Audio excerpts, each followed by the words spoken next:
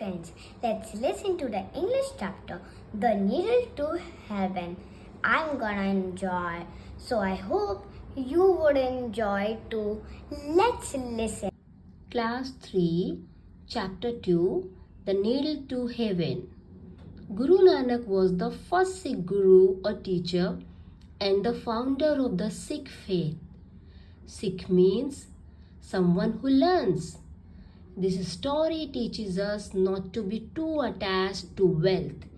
Instead, be a good human being and do seva, means service, to others.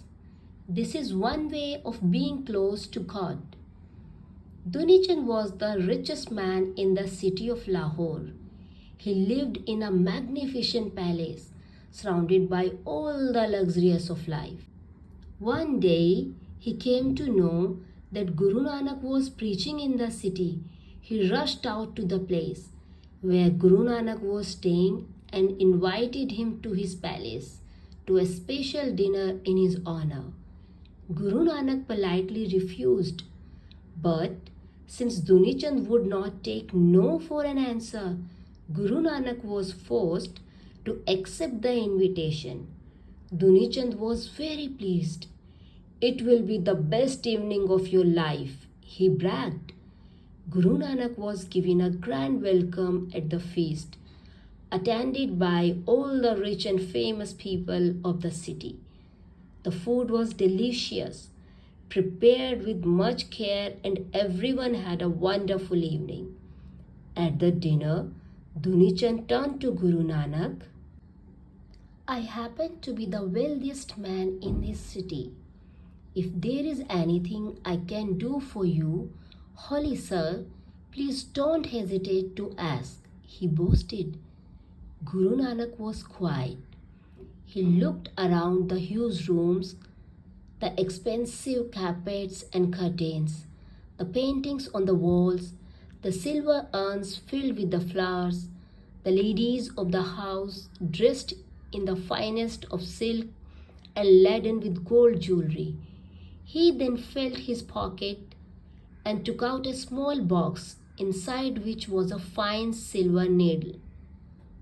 "Well, Dunichand, there is in fact something you can do for me," Guru Nanak replied, handing him the needle. "I want you to keep this fine needle safely and return it to me when eventually we meet in heaven." "Is that all?" "Most certainly, Holy Sir, most certainly," cursed the rich man, filled with self-importance. He got up, made a big show of safely putting the needle into his coat pocket, and then went to see off Guru Nanak to his place. When he returned home, he began to boast to his wife about the special task with which the holy man had entrusted him.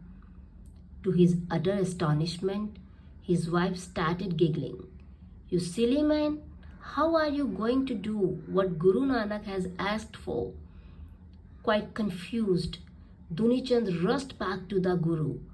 "Oh, Holy Sir, please guide me and tell me how I can take this needle with me when I die."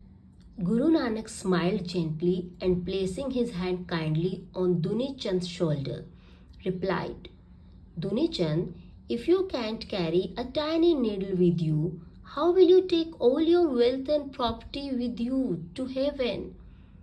Dunichand was quiet as he began to realize the truth of the Holy Guru's wise words. It was true. All his wealth was worth nothing. When he died, he would not be able to take it with him to heaven. How worthless all his money was. He bent and touched the Holy Guru's feet, and as he left, there were tears in his eyes. Soon, kitchens were set up across the city where hot food was served to the poor twice a day. Schools for poor children were started, and free hospitals looked after the sick and the suffering. When this much loved man, who had done so much seva, died, everyone came to pay his last respects to him. Dunichand took many good deeds and good wishes up to heaven with him.